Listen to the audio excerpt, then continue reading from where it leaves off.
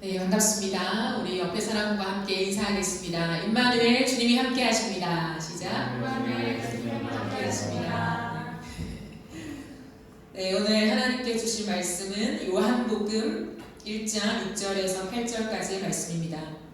요한복음 1장 6절에서 8절까지의 말씀입니다. 우리 다 찾으셨으면 함께 읽도록 하시겠습니다. 6절부터 함께 읽도록 하시겠습니다.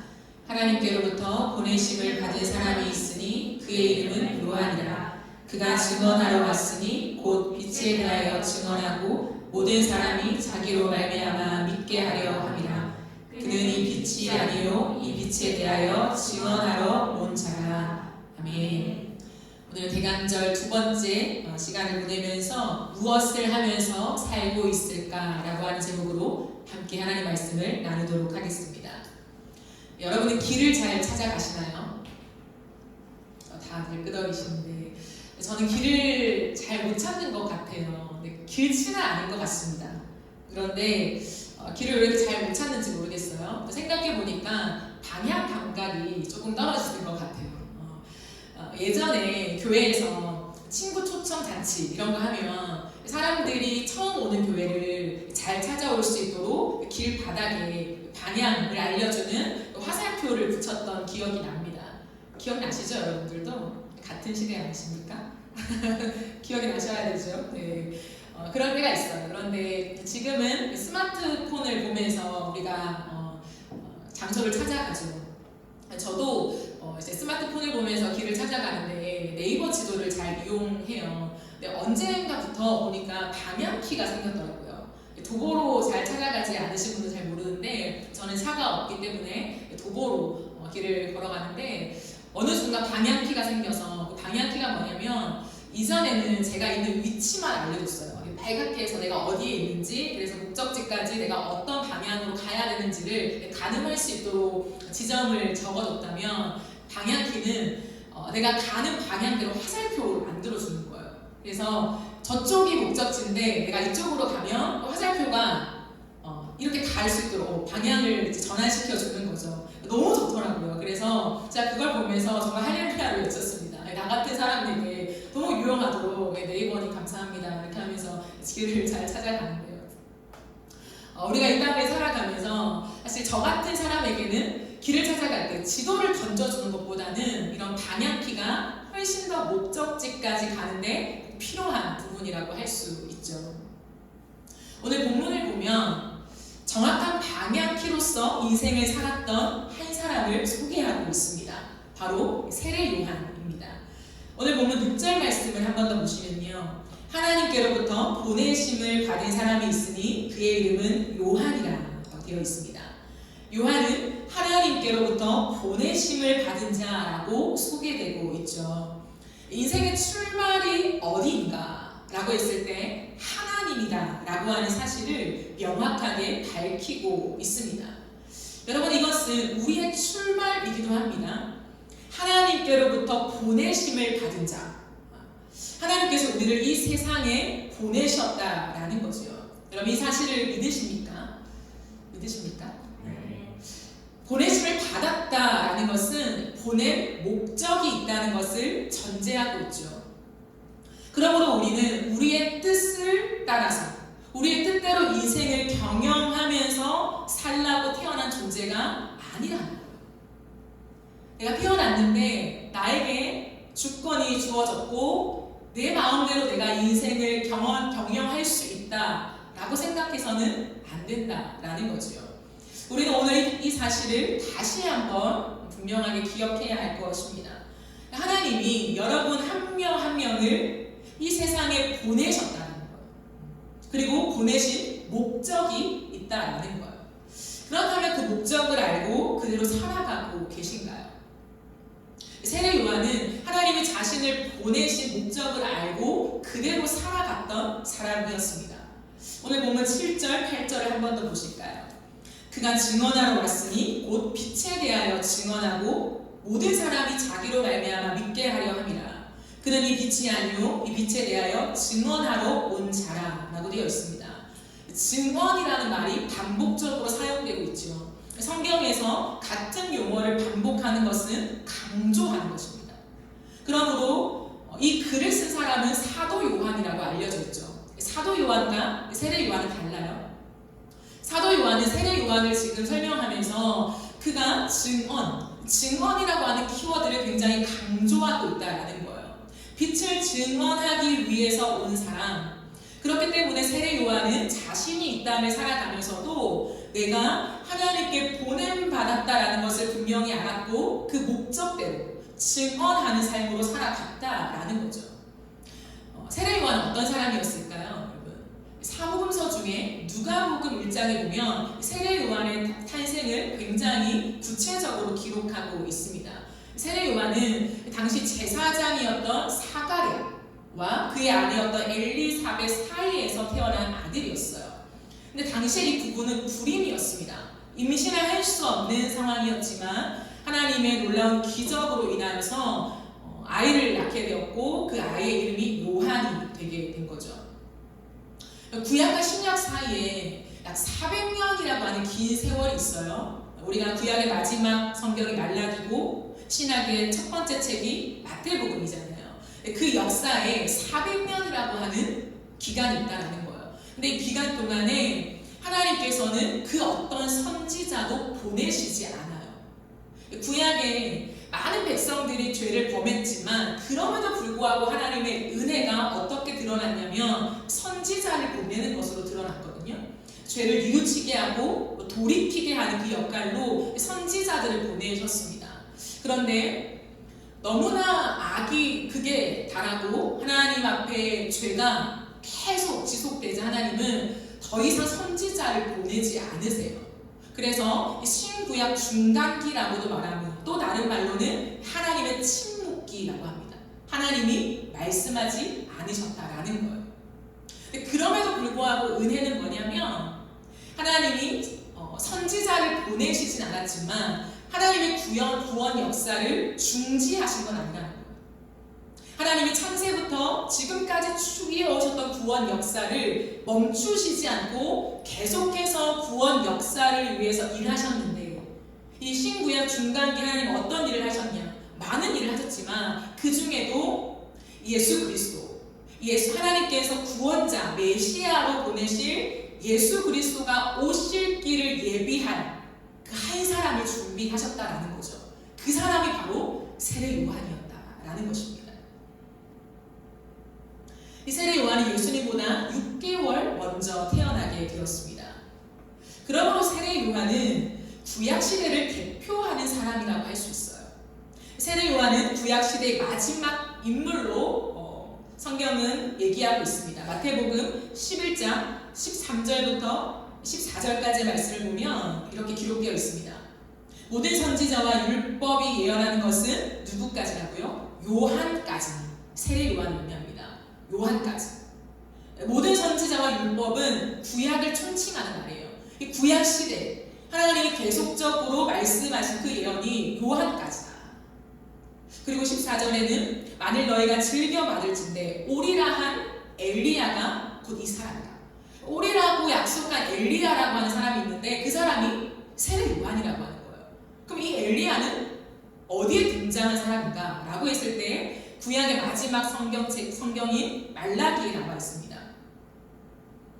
말라기 4장 5절, 6절을 보시면요. 보라, 여호와의 크고 두려운 날이 이르기 전에 내가 선지자 엘리야를 너희에게 보내리니 그가 아버지의 마음을 자녀에게로 돌이키게 하고 자녀들의 마음을 그들의 아버지에게로 돌이키게 하리라. 돌이키지 아니하면 두렵건대 내가 와서 저주로 그 땅을 칠까 하노라 하시니라 라고 말씀하고 있다는 거예요. 즉 하나님이 보내실 구원자 메시아가 있을 것인데 오실 것인데 그분이 오시기 전에 그분을 알려주는 사람이 있다는 거예요. 그 사람이 엘리야라고 표현하고 있습니다. 왜냐하면 엘리야가 정말로 악이 관영했을 때 말씀을 전하고 그의 온 삶으로 하나님을 전했던 사람이거든요. 모든 백성들한테 회개하고 돌이켜라, 여호와께로 돌아가자라고 외쳤던 사람입니다. 그러므로 그 엘리야라고 대표되는 사람을 먼저 보낼 것이고 그 사람이 모든 사람들의 마음을 아버지께로 돌릴 것이라고 약속했다라는 거죠. 하나님은 그 엘리야로 세례 요한을 이 세상에 보내신 것이었습니다. 그러므로 세례 요한은 구약 시대의 마지막 인물이자 동시에 신약 시대의 문을 열었던 인물이라고 할 수 있어요. 굉장히 중요한 사람이었습니다. 본문 7절을 한 번 더 보실까요? 그가 증언하러 왔으니 곧 빛에 대하여 증언하고 모든 사람이 자기로 말미암아 믿게 하려 함이라 라고 되어 있습니다. 그러니까 세례 요한은 이 땅에 오신 예수 그리스도가 빛이심을 증언하는 자였다는 거예요. 그 증언을 통해 모든 사람이 자기로 말미암아 예수님을 믿게 하는 사명이 있음을 깨달았습니다. 그러니까 빛 대신 예수님을 가리키는 방향키, 그 방향키로서의 사명을 가지고 있었다라는 거죠. 여러분, 이것은 단순히 세례 요한만의 사명이 아니라 저와 여러분의 동일한 사명입니다. 무엇인가요? 빛을 증언하는 방향키. 그러므로 우리는 빛을 증언하는 방향키로서 이 땅을 살아야 한다는 것이죠. 그런데 방향키는 말로만 되는 것이 아니에요. 단순히 저쪽으로 가면 목적지가 있습니다 라고 가르치는 정도가 아니라는 거예요. 자신의 삶 전체를 통해서 방향을 알려주는 사람입니다. 저분이 우리의 생명이 되는 빛이라고 말하면서 내 삶은 그분을 빛으로 여기지 않는다면 생명력이 없다는 거예요. 그 길을 온전하게 인도할 수 없다라는 거죠. 세례 요한의 탁월함은 무엇이었냐면 자신의 온 삶의 전체로 예수님을 증언했다는 것에 있었습니다. 그래서 당시 사람들은요, 이 세례 요한의 삶에 대해서 흠잡을 것이 없었습니다. 너무 놀랍죠? 그러므로 세례 요한의 증언은 매우 강력했다라는 거예요. 물론 말로써 전파하는 증언도 중요하죠. 하지만 세례 요한이 정말 거침없이 말을 전했거든요. 목숨을 내놓고 회개하라라고 가난한 사람들에게 전하는 것이 아니라 힘을 가지고 권력을 가진 사람들에게 정말 너무 강력하게 얘기를 했어요.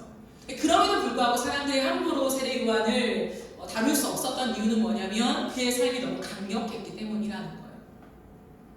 우리는 생각해 보아야 합니다. 과연 이 땅에서 무엇을 하면서 살고 있을까? 여러분, 무엇을 하면서 살고 계십니까? 다른 말로 하면 여러분은 여러분의 온 삶을 다해 무엇을 가리키고 있습니까? 여러분, 인생은 반드시 무언가를 가리키거든요. 가리키지 않는 건 없어요. 내가 만약에 열심히 오늘도 직장에 나가서 회사에 나가서 돈을 번다 라고 했을 때 예수님을 믿지 않는 사람도 방향키가 있습니다. 무엇을 가리키냐면 자신을 가리키는 거예요. 내가 가장 중요해. 나를 봐줘. 내가 인생의 주인공이야. 이것을 그 많은 삶의 업적을 통해서 계속 가리키는 거예요. 우리의 인생도 나는 큰 목적이 없는데 라고 생각할지 모르겠지만 반드시 오늘을 살아가는 우리의 인생은 무언가를 가리킬 수밖에 없다라는 거예요. 그렇다면 과연 우리는 말씀이 육신이 되어 오신 예수 그리스도, 우리가 정말 빛이라고 말하는 그 예수 그리스도를 가리키는 방향키로서 오늘을 살고 있는가? 우리의 고백이 너무 중요합니다. 하지만 항상 저는 여러분과 나누고 있는 핵심은 뭐냐면 말뿐 아니라 우리의 삶을 봤을 때, 우리가 만약에 말을 못하는 사람이다. 근데 누군가가 우리의 삶을 봤을 때 저 사람의 인생은, 오늘 살아가는 저 사람의 삶은 예수님을 가리키고 있구나 라고 하는 것을 보여주는 삶인가 라고 하는 질문인 것이죠. 우리는 인생을 살아가면서 저마다의 방향키를 가지고 살아갑니다. 그러나 동일한 목적, 예수 그리스도를 빛이라고 말하는 그 방향키로 살아가야 한다는 거예요. 여러분 생각해 보세요. 여기 이곳, 인어프 처치, 네이키드를 찾아온다고 생각해 보십시오. 그러면 목적지는 동일하죠. 네이키드, 인어프 처치입니다. 그런데 누군가는 성수역에 내려서 여기로 오려고 하는 사람이 있죠. 누군가는 뚝섬역에서, 또 누군가는 서울숲역에서. 다 내리는 지하철역이 달라요. 그러면 그 사람이 서 있는 역 앞에서부터 여기까지로 인도하는 방향키가 다 있어야 한다는 거예요. 동일한 방향키가 아니라 누구는 성수역 앞에서 여기까지로 인도하는 방향키, 누구는 뚝섬역에서 여기까지, 서울숲역에서 여기까지. 여러분의 인생에 하나님은 다 심어 놓으셨다는 거예요. 여러분이 지금 있는 가정, 직장, 그 세계의 어떠한 부분에서, 세상의 어떠한 부분에서 하나님은 여러분을 심어 놓으셨는데 그 주변에 있는 사람들, 여러분 곁에 있는 사람들이 예수 그리스도로 찾아올 수 있도록 여러분에게 방향키로서의 보내심을 주셨다는 거예요. 여기에 대한 인식과 아멘이 있어야 한다는 거예요. 세상의 모든 사람들, 정말 다양한 사람들이 있죠. 그리고 지금도 많은 기독교의 역사 속에 정말 나보다 믿음이 더 깊은, 정말 존경하는 많은 선교사님들이 계십니다. 예수님을 증언하는 사람들이 너무 많아요. 그러니까 내 삶을 고민하면서 이렇게 예수님을 증언하는 사람이 많은데 나같이 부족하고 믿음도 별로 없고 연약한 사람이 또 하나의 방향키가 될 필요가 있는가? 정확하게 지금 방향을 지도하고 계신 그분들의 삶을 지지해주면 되지 않을까라고 우리는 생각할 수 있습니다. 그러나 그렇지 않아요. 하나님은 우리를 그저 서포트하라고 이 땅에 보내신 것이 아니라 우리 한 사람 한 사람이 방향키로서의 역할을 하라고 보내신 거라는 거죠. 누군가는 그곳에서 100명, 1000명, 10,000명 그 이상의 사람들을 인도하는 방향키가 될 수 있습니다. 하지만 나의 인생에 10명, 5명, 더 작다면 한 사람이 될 수 있다는 거예요. 그 사람을 위한 방향키는 나밖에 없다는 거죠. 하나님이 그러한 의미로 우리를 보내셨다라고 하는 인식이 있어야 돼요. 저 사람을 구원하시기 위해서 하나님은 내가 필요해. 저 사람을 향한 방향키는 나야 라고 하는 거죠. 그러므로 우리가 이 인식을 가지고 살아가면 어떻게 되냐면 그 사람과 내 주위에 있는 사람과 함께 내 삶을 다해서 예수 그리스도께로 가게 되는 것이에요. 저쪽으로 가면 빛이 있습니다. 예수가 빛입니다. 라고 하는 증언으로만 그치는 것이 아니라 그 사람을 데리고, 왜? 인생을 함께 살아가니까. 내 가족 함께 살아가잖아요. 내 직장 매일마다 출근하면 그 사람을 보잖아요. 그 사람이 나의 선택을 압니다. 내가 어떻게 생각하는지, 상사를 대해서 어떤 말을 하는지, 어떤 태도를 취하는지, 주말에는 어떤 일을 하며 살아가는지, 왜 여가를 그렇게 보내는지 다 안다는 거죠. 근데 그 모든 내 삶을 통해서 그 사람을 데리고 예수께로 계속해서 한 걸음 한 걸음을 가는 방향키로 부르셨다라는 거예요. 여기에 대한 정말 아멘이 있으십니까? 하나님 그렇습니다. 내가 부족해도, 내가 작아 보여도 오늘 나에게 주신 이곳에서 내가 이 사람들을 위한 방향키입니다. 주님, 아멘. 내가 그렇게 살겠습니다. 라고 하는 그 확고한 아멘의 고백이 여러분에게 있으십니까? 인생을 이렇게 돌아보면서 내 신앙을 회고할 때가 있습니다. 20살 때 정말 예수님을 뜨겁게 만나고 내가 예수님을 증언하는 삶, 그 주님을 막 기뻐하는 삶을 살았어요. 어느 순간 이 세상에 조금 더 진입하고 깊이 들어가면서 제 마음속에 그런 생각이 들었어요. 왜 이렇게 예수님을 전하는 것이 약해졌지? 예전에 거침없었거든요. 제가 특별히 20살 때 대학교를 입학하고 집에서 학교까지 가는데 그때는 계속 환승을 해야 하기 때문에 약 1시간 넘게 걸렸어요. 아침에 일어나면서 제가 늘 기도했던 게 있어요. 하나님, 오늘 지하철을 타고 갈 건데 누구를 만나게 하시겠습니까? 내가 그 사람에게 예수님을 전하겠습니다. 그래서 정말 저는 20살 때요, 지하철을 타고 옆에 누가 앉잖아요. 그러면 말을 걸고 전도를 했었어요. 지금은 상상이 잘 안 되죠. 너무 이단들도 많고 이상하게 쳐다보는 사람들이 많지만 그 당시에는 이 정도가 아니었거든요. 그래서 제가 학교에 갈 때마다, 등교할 때마다 하나님께 그렇게 기도하고 전하고 그리고 그 기쁨을 가지고 하루를 살아가고 이러한 삶의 패턴이 있었어요. 근데 어느 순간 제가 돌아보니까 그런 내 삶의 태도, 꼭 전도를 하냐 마냐가 아니라 내 삶의 그런 강력함이 사라졌던 않더라고요. 돌아왔어요. 내가 왜 그럴까? 그런데 그 20대를 지나면서 제 마음에 참 놀라운 것을 발견하게 되었어요. 그게 뭐냐면 제가 사회로 진출하게 되면서 사회에 다양한 사람들을 만나잖아요.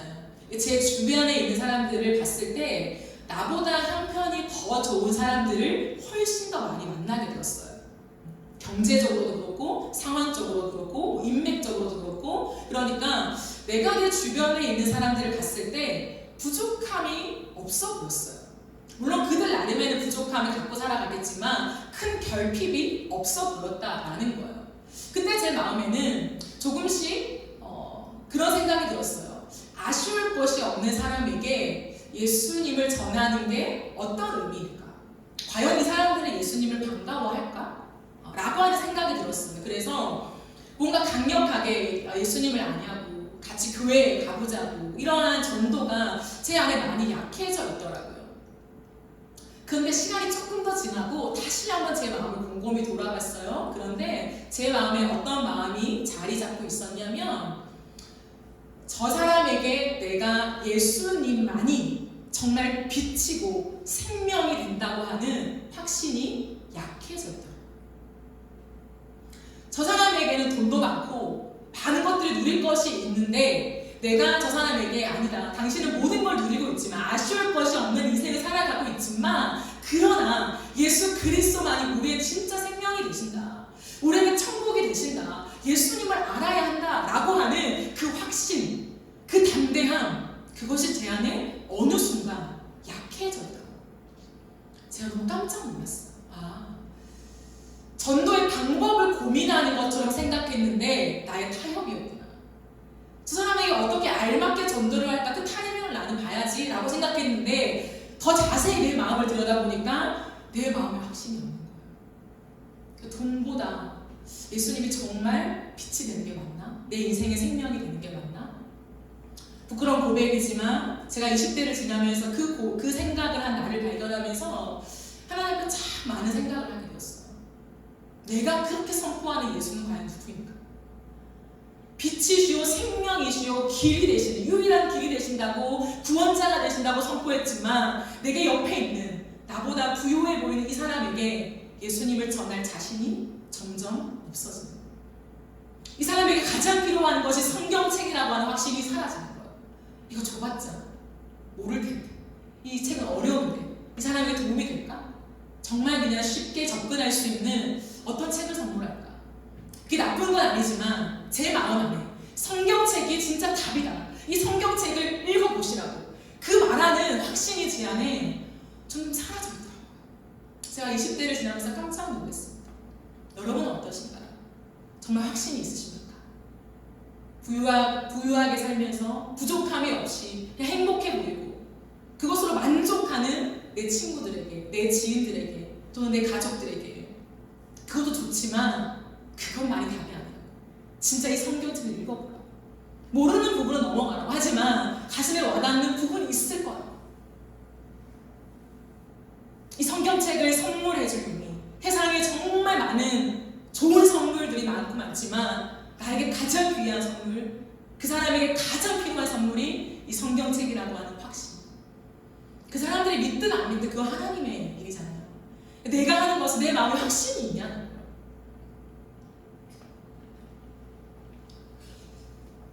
빛을 증언하는 방향키는 목적지를 확신해야만 그 역할을 감당할 수 있는 것입니다. 당신이 원하는 목적지가 여기다라고 하는 확신이요. 그 확신이 정말 있으십니까? 세상의 모든 사람들에게 빛은 이 예수밖에 없어 라고 선명하게 말할 수 있는 그 확신, 흔들림 없는 확신이 진정 우리의 삶에 있으십니까? 여러분, 그러면 어떻게 해야 빛을 증언하는 방향키로 살아갈 수 있을까요? 나에 대한 분명한 선언이 있어야 합니다.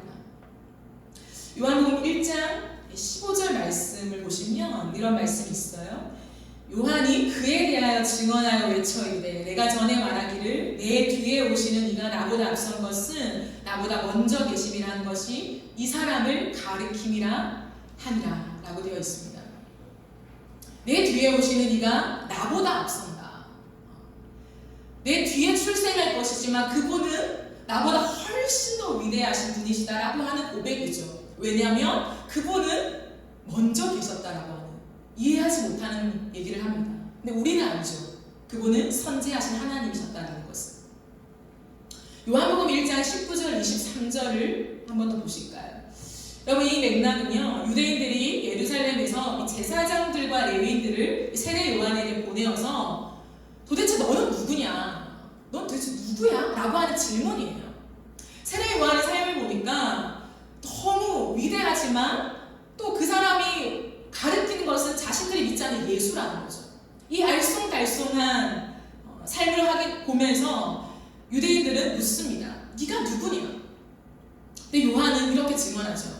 드러내어 말하고 숨기지 아니하니, 선명하게 말한다는 거죠. 나는 그리스도가 아니다 라고 얘기합니다. 또 묻습니다. 그럼 넌 누군데? 네가 엘리야냐? 아니다. 네가 그 선지자냐? 아니다. 네 번째 또 질문하죠. 그럼 도대체 너는 누구냐? 나를 보낸 이들에게 가서 너가 누구인지 내가 대답해야 한다. 도대체 너가 누구냐라고 하니까 세례 요한은 자신에 대해서 선명하게 증언합니다.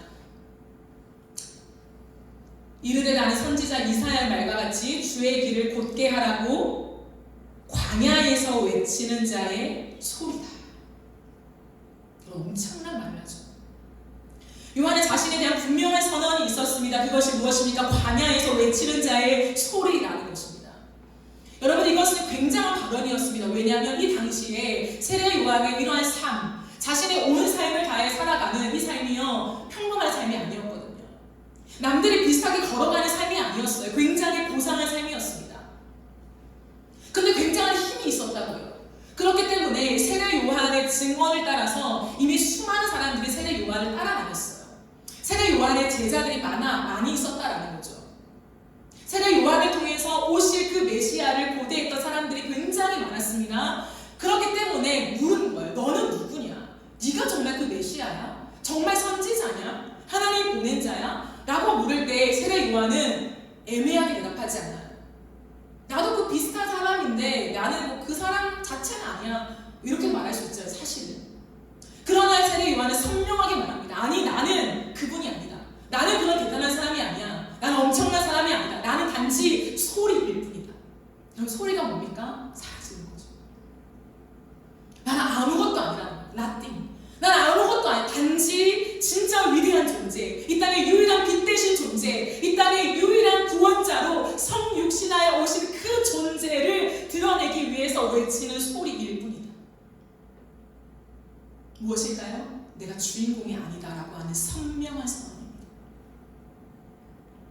나는 예수님을 외치는 자다. 나는 빛을 소개하는 자다. 내 인생은 그분을 증거하기 위해서 사는 것이다. 내가 주인공이 아니야. 나의 왕은 따로 있다. 그분은 만왕의 왕이시다. 그분은 예수 그리스도시다. 그분은 빛이시다.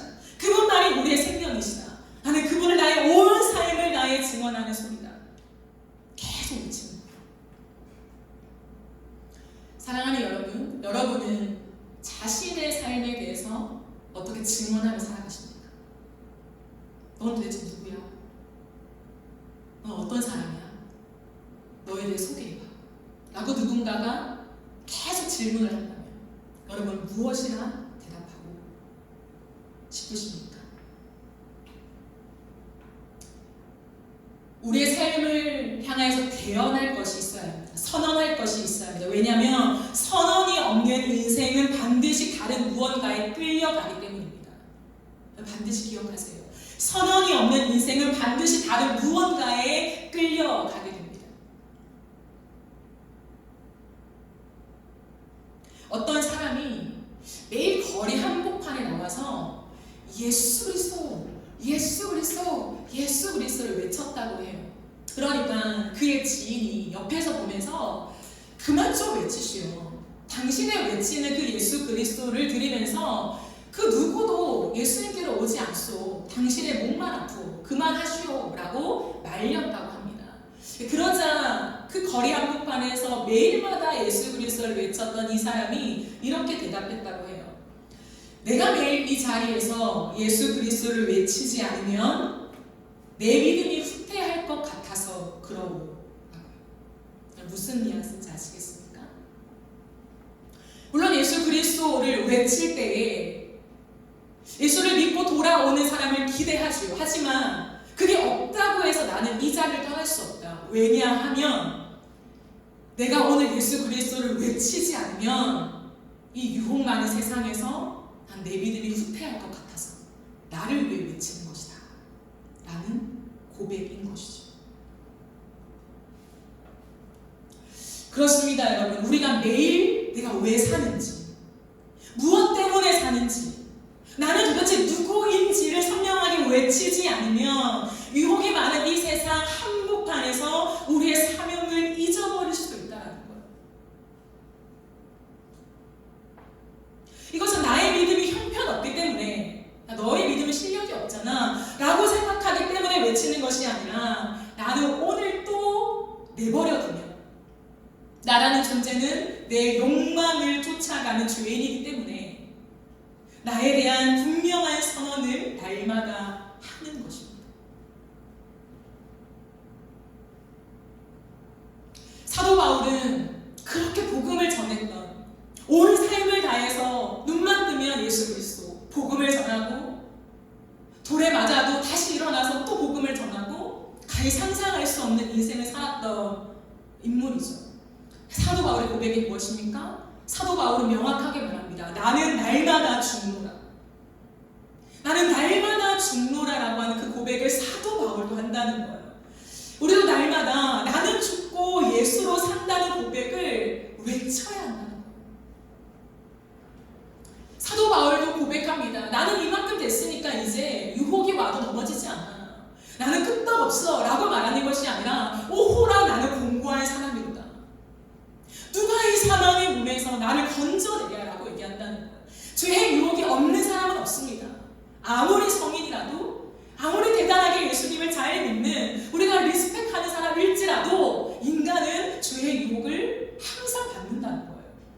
세상을 살아가면서 사람들의 어떠한 위대한 영광을 받지 못하더라도 우리 마음속에는, 그래 나와 함께하는 저 같은 사역자들, 누군가가 그래 당신은 세상의 많은 것들을 절제하고 거룩하게 살아가는 사람이지 라고 하는 이 칭찬을 즐길 수 있다는 거예요.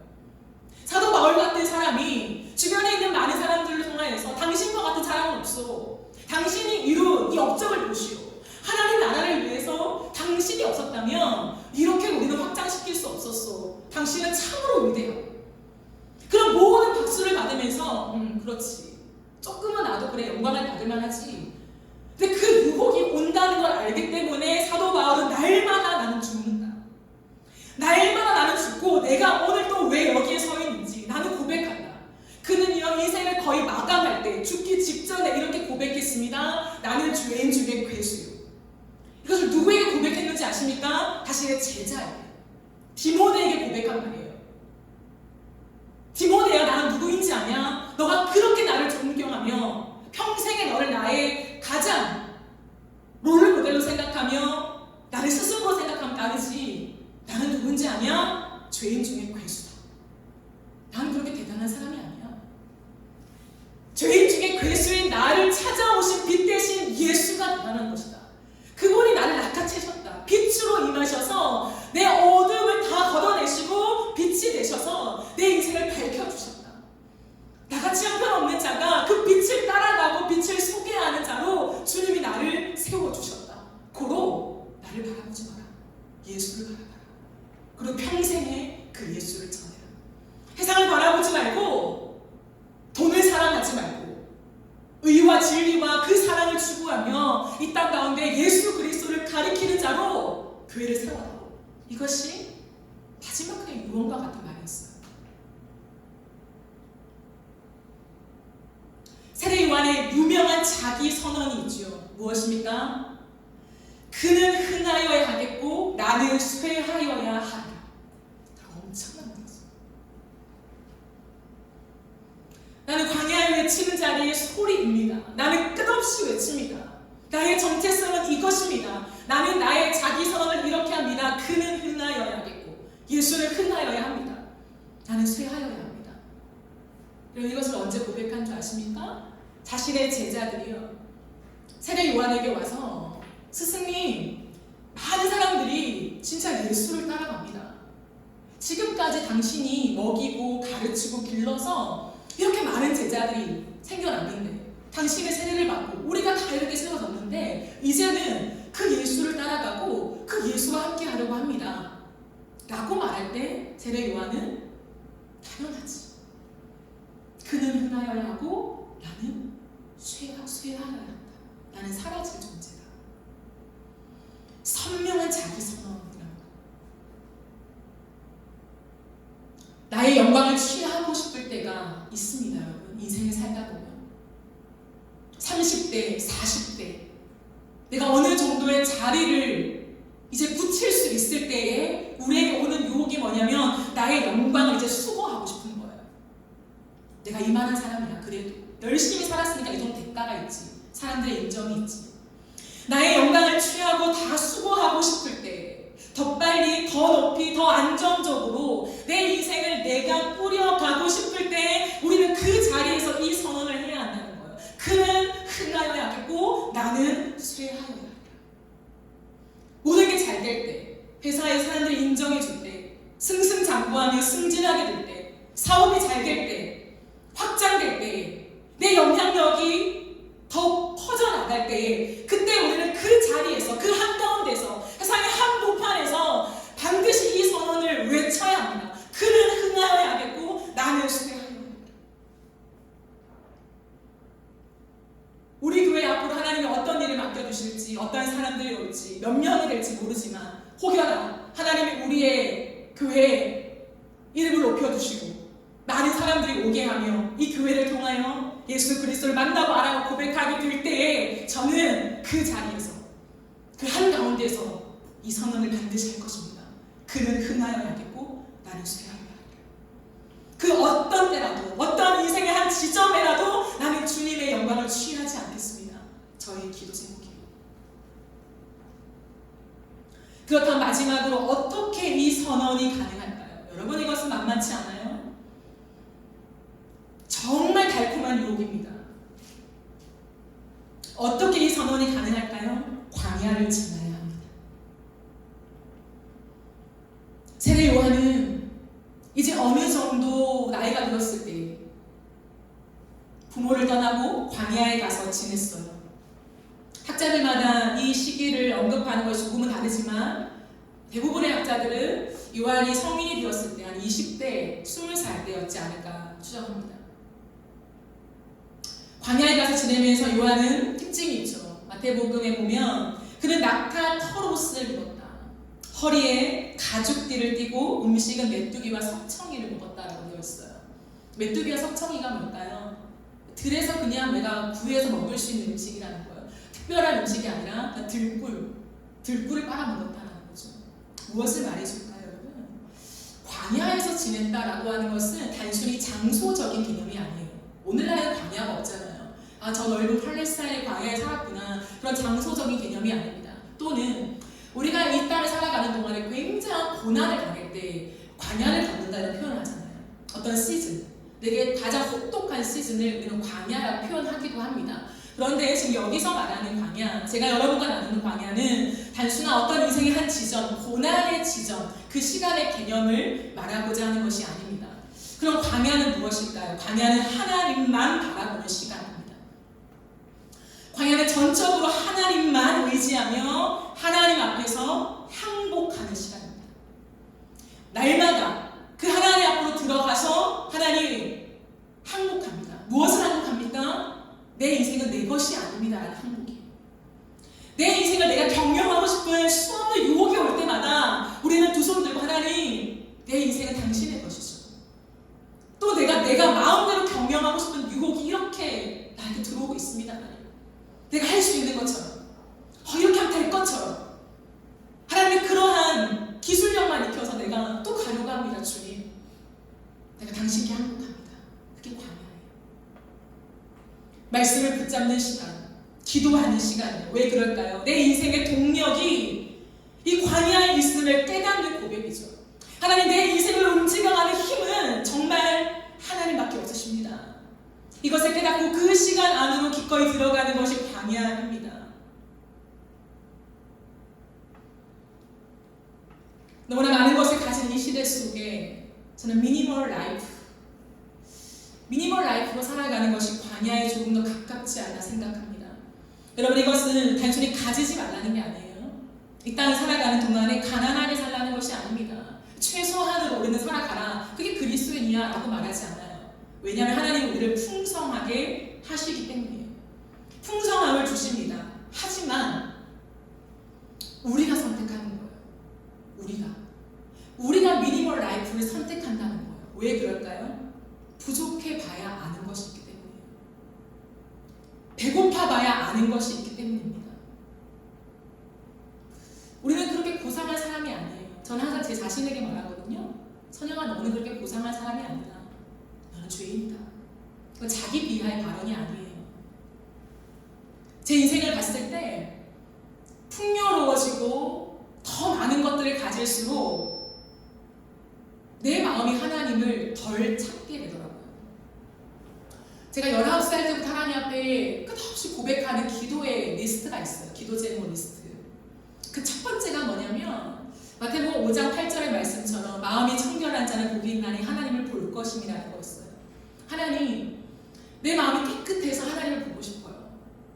하나님을 볼 수 있는 사람, 하나님을 만날 수 있는 사람, 정말 가까이에 맞닿을 수 있는 사람은 마음이 청결한 사람이라고 하시는데, 하나님, 내가 그 순전한 마음을 가진 한 사람이 되고 싶어요 였고, 두 번째는 하나님, 교만은 패망의 성공이랍니다. 교만하지 않게 원합니다. 하나님, 어떠한 경우라도 내가 교만하다면, 제 표현입니다. 하나님 앞에서 하나님, 저를 차근차근 밟아주세요. 저를 완전히 밟아서 그 교만에서만 벗어나게 해주세요. 왜냐하면 성경에 교만은 패망의 성공입니다. 멸망길이라고 해요. 멸망길 중에도 가장 지름길이래요. 그래서 그 기도를 매일 드렸습니다. 그리고 세 번째는 심령이 가난한 자는 복이 있나니 천국이 그들의 것입니다. 하나님, 내 마음이 늘 가난하길 원합니다. 그래서 천국을 누리길 원합니다. 이 기도를 드렸어요. 살아오면서 내가 이 기도를 드리지 않았다면, 정말 나의 고정값으로 내 기준으로 하나님 앞에 날마다 눈물로 그 무릎으로 내가 예배당에 가서 이 기도를 하나님 앞에 드리지 않았다면 나는 무너졌을 것 같다. 이 생각을 정말 많이 했어요. 왜냐하면 세상 한복판으로 나가면 나갈수록 이것과 정반대되는 삶이 저를 폴링하더라고요. 계속적으로.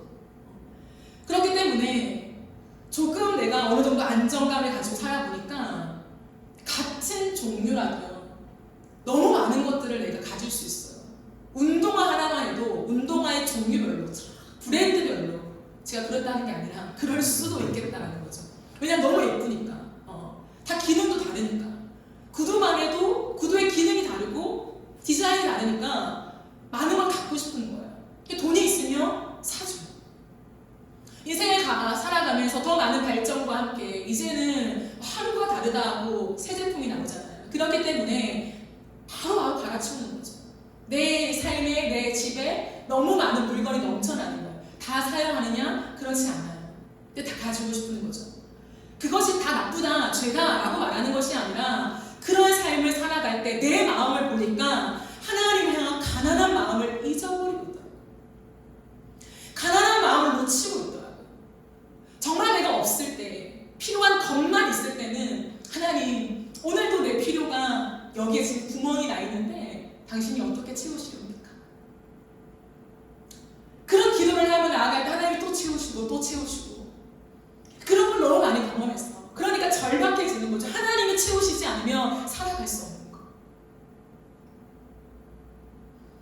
우리 인생에 큰 문제가 닥치면 여러분, 기도 안 할 사람이 어디 있습니까? 절박함이 나와요. 어떤 목사님이 이런 말씀을 하시더라고요. 설교 속에서요. 교회 한 부목사님께서 통성기도를 못 하시더래요. 너무 못해서. 금요 기도회마다 사실 많은 교회 통성기도를 하잖아요. 한국의 사실 주요 기도의 흐름인데, 그런 형태 속에서 통성기도를 하는데 한 부목사님은 통성기도를 싫어하고 안 하려고 한대요. 그래서 통성기도를 해라. 왜 안 하냐? 당신이 부목사로서 그걸 해줘야 성도들도 같이 기도하지 않냐라고 고민했더니 이분이 그 담임 목사님과 대면하는 그 대화 속에 이렇게 말했대요. 목사님, 죄송하지만 저는 통성기도의 스타일이 아닙니다. 저는 잠잠하게 저는 그래서 그냥 제 스타일대로 기도하겠습니다. 성경에도 부르짖는 기도만 하나님 들으시는 게 아니잖아요. 하나님은 우리의 정말 우리 인격 속에 오시는 분이잖아요. 이렇게 대답을 했다고 합니다. 그러니까 담임 목사님이 더 이상 할 말이 없으시대요. 오케이, 알겠다. 학원이 이제 끝나졌대요. 그러고는 많은 시간이 지났어요. 근데 한 번은 이제 금요 기도회 때, 실화입니다. 금요 기도회 때 어떤 정말 남자의 정말 짐승 같은 울부짖는 기도가 들리더래요. 도대체 이 사람이 누군가? 누가 우리 교회 성도 중에 이렇게 목소리로 기도할 사람이 있을까 하고 봤더니 그 부목사님이었다는 거예요.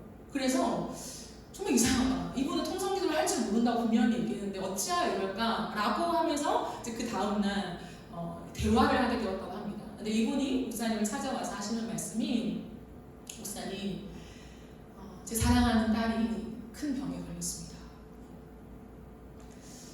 그러면서 고백하더래요. 제가 통성기도는 스타일이라고 생각했고 저는 그런 스타일이 아니기 때문에 하나님 앞에 내가 조근조근 그냥 묵상하며 내 마음을 아뢰는 거 그게 나의 기도의 스타일이라고 생각했다. 그런데 사실은 저에게 절박함이 없어서 그랬다는 것을 제가 깨닫게 되었습니다. 라고 고백했대요. 통성기도가 맞다라고 말씀드리는 게 아니에요. 우리 안에 때로는 나는 그냥 묵상으로 잠잠히 하나님과 나아가는 거야. 뭐 꼭 통성기도를 해야 해? 이런 방담을 가진 사람들 있잖아요. 근데 중요한 건 뭐냐면 모든 사람들은 정말 절박하면 부르짖게 된다. 절규가 나온다. 인생의 절규가 나온다는 거예요. 하나님을 향해서 그냥 고상하게 내가 테이블에 앉아서 내가 의자에 앉아서 커피 마시면서 하나님 이래요 저래요. 그것도 필요하죠. 필요한데 그것만 지속될 수 있는 것이 아니라 우리의 인생에 진짜 절박한 문제가 오면 당장 무릎을 꿇고 엎드리고 하나님께 매달리며 또 누군가는 기도원까지 가서 절박함으로 하나님 앞에 호소하게 되어 있다라는 것입니다. 저는 이 얘기를 들으면서 무엇이 맞다 틀리다 그 얘기를 하고 싶은 것이 아니라 우리의 마음의 상태를 점검하고 싶었어요. 그렇구나. 정말 나에게 절박함이 있나? 내가 오늘도 저도 묵상으로 기도하는 거 좋아해요. 개인적으로 기도할 때는. 근데 정말 나에게 절박함이 있나? 정말 나에게 눈물이 있나? 하나님 앞에서 눈물에 메마른 것이 단순한 육체적으로 눈물만 흘려야 은혜 받는 거야. 그렇게 생각하는 사람도 있어요. 하지만 여러분 우리는요 전인격적인 존재예요. 감정을 가진 존재입니다. 내가 정말 절박하고 여러분 진짜 기쁠 때도 우리는 눈물을 흘리고 진짜 슬플 때도 눈물을 흘려요. 눈물은 정말 중요한 것입니다. 눈물이 메말라 있다. 하나님 앞에 내가 나아가는 그 예배 속에 눈물이 메말라 있다. 기도를 하는데 그 절절함 속에 눈물이 없다. 그것을 우리가 정말 괜찮은 것으로 놔둘 수 있는가? 재점검이 필요하다는 거예요. 세례 요한은 이 땅에 살아가는 동안에 나는 하나님께로부터 보내심을 받은 자라고 하는 분명한 정체성이 있었습니다. 어떻게 태어났는데 내가 주님을 만난 거야가 아니라 하나님의 영원한 작정 속에 나를 보내신 것이다. 이 땅으로 파송한 것이다 라고 하는 분명한 정체성이 있었어요. 그리고 정말 무너진 이 땅 가운데 하나님이 없어도 메시아가 없어도 너무 잘 먹고 잘 살아가는 종교성을 가지고 있지만 메시아를 기대하긴 하지만 절박하지 않은 이 세상의 한복판에 서서 내가 어떻게 회개를 선포할 것인가, 내가 어떻게 그 권력을 가진 사람들 앞에서 예수 그리스도의 이름을 증거하며 이분만이 빛이시오, 이분께로 돌아오시오, 우리의 삶을 전도하시오 라고 내가 당당하게 선포할 수 있을까? 자신이 없는 거예요. 내가 등 따시고 배부르면서 이 선언을 할 자신이 없는 거예요. 날마다 광야로 들어가는 것입니다. 모든 것을 취할 수 있었지만 그걸 버리고 포기하고 하나님을 깊이 만나는 그 광야의 시간을 선택하면서 그 시간 동안 안에 내가 왜 사는가? 진짜 무엇을 위해 사는가? 나는 어디로 가고 있는가? 나의 인생을 통하여서 나는 무엇을 가리키고 있는가? 내가 말할 수 없다면 누군가가 내 인생을 보면서 누구를 떠올리는가? 거기에 대한 질문과 정직한 대답이 있었다. 정말 삶을 다한 대답이야. 그렇기 때문에 그는 광야로 들어갔습니다. 세상을 등지고 나는 기도원만 갈래, 예배만 들을래, 그런 차원이 아니에요. 여러분 아시죠? 그 하나님 앞에 머무르는 그 시간이 나의 모든 것을 다시 다시 한번 재정비하는 시간이며 나의 인생의 동력이 된다는 것을 믿으면서 그 광야의 시간을 사수하는 거예요. 여러분 만만치 않아요. 그렇지 않습니까? 누가 광야로 들어갈 수 있냐고요. 이렇게 나가기만 해도 화려하고 우리의 시선을 빼앗고 이거 사면 편리해, 이거 사면 너의 삶이 윤택해질 거야, 조금 더 나아질 거야 라고 얘기하며 우리 가진 돈을 소비하게 만들면서 나를 만족시키는 이 세상의 한복판에서 누가 과연 광야로 들어갈 수 있냐고요. 너무 힘든 거예요. 알죠? 큐티해야 된다, 말씀을 읽어야 된다, 기도해야 된다, 그 시간이 나에게 힘이 된다 라고 알지만 누가 살아가냐는 거예요. 다른 문제입니다, 여러분. 세례 요한은 살아간다는 거예요. 전 삶을 통해서 모든 사람이 예수를 믿지 않는 사람이라 할지라도 예수를 욕하더라도 함부로 건드릴 수 없어. 이 정도는 알고 있다는 거예요. 저 세례 요한은 함부로 대할 수는 없어. 왜? 인생이 비범하기 때문에. 인생의 힘은 말에 있지 않고 삶에 있습니다, 여러분. 우리의 모든 시간을 광야로 다 들어갈 수 없습니다. 그러나 여러분이 작정한 그 새벽의 시간, 그게 30분이다 할 시간인데 그 시간이 나의 모든 인생을 바치는 기반이 된다는 것을 확신해야 돼요. 그냥 하나님과 만나고 주님을 누리고 사귐을 얻고 그 정도가 아니라 내가 오늘 왜 사는가에 대한 답을 주는 것을, 세상의 한복판에 나가서 내가 흔들리지 않고 그 빛을 가리키는 방향키로 나는 산다라고 하는 명확성을 확보하는 자리가 이 광야의 시간이다. 나에게 그럼 30분밖에 없어요. 인생 속에, 하루 속에 여기 목숨을 걸어요. 이 30분은 정말 깨어있어야 된다고요.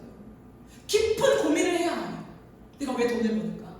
왜 이런 지출을 했는가? 나는 무엇을 위해서? 여기에 대한 점검이 있는 시간으로 가져가야 한다는 거예요. 30분으로 안 된다? 그럴 때 더 늘리는 거예요. 광야의 시간이 반드시 필요하다는 거예요. 이 시간을 통해서 나의 선언이 만들어집니다. 여러분 짧은 한 줄 같죠? 광야를 외치는 자의 소리, 이렇게 사는 이 힘을 어떻게 갑자기 얻어낼 수 있냐고요. 매 순간마다 어렵습니다, 여러분. 광야를 지나며라는 찬양이 있어요. 그 찬양의 마지막 가사가 광야를 가장 잘 표현해 준다고 생각합니다. 내 자아가 산산이 깨지고 높아지려 했던 내 꿈도 주님 앞에 내어놓고 오직 주님 뜻만 이루어지기를, 나를 통해 주님만 드러나시기를 광야를 지나며. 광야를 지날 때, 광야 안으로 들어갈 때 주님이 우리에게 주신 은혜가 뭐냐면 내 자아가 산산이 깨어진다는 거예요. 내가 높아지고 싶었던 내 꿈, 내 욕망, 내 야욕 주님 앞에 다 내려놓게 된다는 거예요. 그리고 우리에게는 한 줄만 남습니다. 그것이 무엇입니까? 주님, 내 인생을 통해서 당신의 뜻을 이루소서. 주님, 나를 이 땅에 보내신 분이 당신이십니다. 나는 그냥 태어난 존재가 아닙니다. 태어나서 하나님을 만난 것이 아니라 하나님의 영원한 작정 속에 나는 이 땅에 보냄받은 자입니다. 주님, 당신의 뜻을 이루소서. 나를 통해 주님만 드러내소서. 주님, 이것이 너무 어렵기 때문에 오늘도 광야로 들어갑니다. 그 주님, 나를 이끄소서. 사랑하는 여러분, 여러분의 광야는 어디입니까? 광야가 없는 이 세상의 한복판에서 높은 빌딩 건물과 화려한 좋은 조명만이 난무하는 이 땅 한가운데서 여러분만의 광야는 어디이십니까? 이 12월에 모든 사람들이 연말을 맞이하여서 친한 사람들을 만나고 즐기고 대화하고 축하해주고 내년을 기약해주며 복을 빌어주는 이 시기 속에 이 한복판에 서서 여러분 광야로 들어갈 의향이 있으십니까? 하나님, 내 인생 2024년이 당신 손에 있습니다. 하나님, 2023년도 이렇게 걸어온 것이 당신 손에 있었는데 2024년 당신의 인생입니다. 주님, 나를 통해 방향키로 삼으시는 당신의 인생인데 주님, 어떻게 이 인생 속에 당신의 이야기를 담으시렵니까? 또 내 의욕과 욕망과 내가 하고 싶은 일들과 내가 이루고 싶은 성과에 매여서 내년을 기획하고 있는 나에게 주님, 당신의 그 은혜가 필요합니다. 내가 이 12월에 내가 선택합니다. 여러분, 인생은 선택이라고 제가 말씀드렸죠. 안 바쁜 사람이 없습니다. 그러나 내가 광야로 들어가기로 선택합니다. 이거 만만치 않아요. 그 광야가 너무 힘들지만, 너무 고독하지만 그 광야에 많이 나를 살게 하는 곳이라고 하는 확신이 있는 사람만 그 광야로 들어갑니다. 말씀을 마무리하겠습니다. 세례 요한의 인생을 하나의 키워드로 말한다면 방향키라고 할 수 있습니다. 예수 그리스도를 가리키는 방향키, 예수님이 빛이라고 증언하며 예수님을 믿도록 온 삶으로 사람들을 안내하는 방향키 말이죠. 사랑하는 여러분, 여러분은 무엇을 하면서 살고 계십니까? 우리의 빛을 증언하는 방향키로 부르시는 하나님의 콜링 앞에 다시금 서야 합니다. 광야에 외치는 자의 소리라고 하는 자기 선언이 우리에게 있어야 합니다. 세상의 한복판에서 여러분, 한복판에서 그는 흥하여야겠고 나는 쇠하여야 하리라 라고 하는 고백을 정말 하고 있는지에 대한 점검이 필요합니다. 그러기 위해서 광야를 지나야 합니다. 저는 이 시대, 이 21세기의 승패는 누가 광야를 확보하느냐, 전 여지없다고 생각해요. 누가 광야의 시간을 확보하는가? 누가 기꺼이 광야로 들어가려고 하는가? 누가 바보처럼 주님 내 인생의 광야를 주세요. 당신만 붙잡을 수밖에 없는, 내가 당신 앞에 항복할 수밖에 없는 그 광야. 들어가기 싫긴 하지만, 나도 화려한 세상을 즐기고 싶지만, 그러나 그 광야만이 나를 살게 하는 곳임을 알기에 주님 나에게 광야를 허락하소서. 누가 그 고백을 하며 그 자리에 서는가? 여기에 신앙의 모든 힘이 달려있습니다. 주님은 찾으십니다. 광야를 지나는 사람이 누가 있는가? 세례 요한처럼 기꺼이 광야를 선택하는 자가 이 시대에 누가 있는가? 이 12월에 사람을 만나는 시간으로 모든 시간을 허비하는 것이 아니라 인생의 주인 되는, 빛 되는 나에게로 나와 인생을 상담하며 하나님께 기꺼이 설득받기를 원하며 내 인생을 주님 뜻 아래 주님 이끄십시오. 내 인생 당신의 것입니다 라고 누가 말해주면 그 사람 주님이 찾으십니다. 그리고 저는 반드시 그 사람을 이 시대의 마지막 주자로 사용하셔서 하나님 나라의 확장을 이루실 것입니다. 하나님은 살아계십니다. 그 주님 앞으로 나아가십시오. 우리 함께 찬양하며 기도하는 시간을 갖도록 하겠습니다. 우리 함께 고백할까요? 예수 우리들의 발걸음, 예수 우리들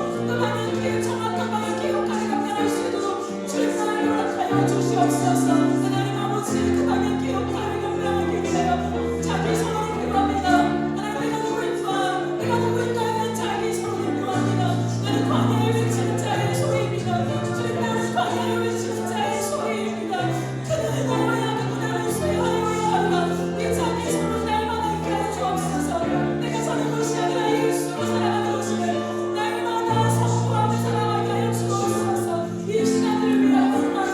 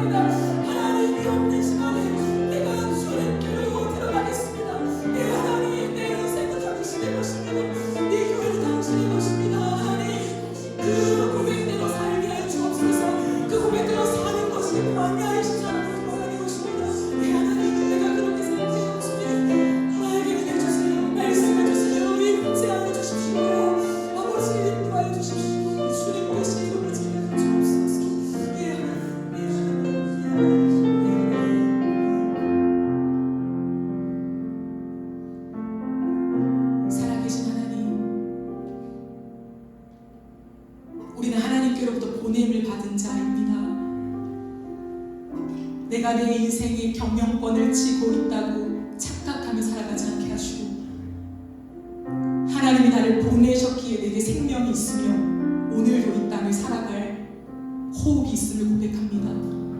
하나님, 보내셨다는 목적이 있는데 그 목적은 빛을 증언하는 방향키라고 말씀하셨습니다. 우리의 인생 속에 내 전 삶을 다하여서 빛 대신 예수 그리스도를 가리키는 방향키로서의 사명을 충실하게 감당하게 하여 주옵소서. 그 삶을 살기 위하여 분명한 자기 선언이 필요합니다. 나는 누구인가? 수많은 사람들이 나를 칭찬하고 높이고 나의 영광을 찬양하더라도 나는 광야에 외치는 자의 소리라고 하는 분명한 자기 선언을 외치게 하여 주옵소서. 그는 흥하여야 하겠고 나는 쇠하여야 하리라. 당신이 모든 영광을 받아 마땅하시기에 어느 한 지점에라도 당신의 영광을 내 영광으로 취하지 않게 하여 주시옵소서. 하나님, 이것이 가능하기 위하여 광야로 들어가야 합니다. 광야의 시간이 없이는 절대로 이렇게 살아갈 수가 없습니다. 주님, 이 바쁜 시간에 이 연말에 광야의 시간 안으로 들어가기를 작정합니다.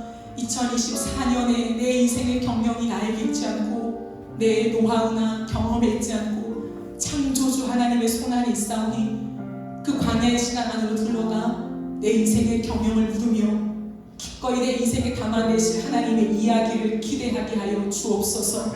하나님, 우리의 인생을 통하여 주님의 뜻을 온전하게 이루어 주시옵소서. 우리의 인생을 통하여 주님 영광 받아 주시옵소서.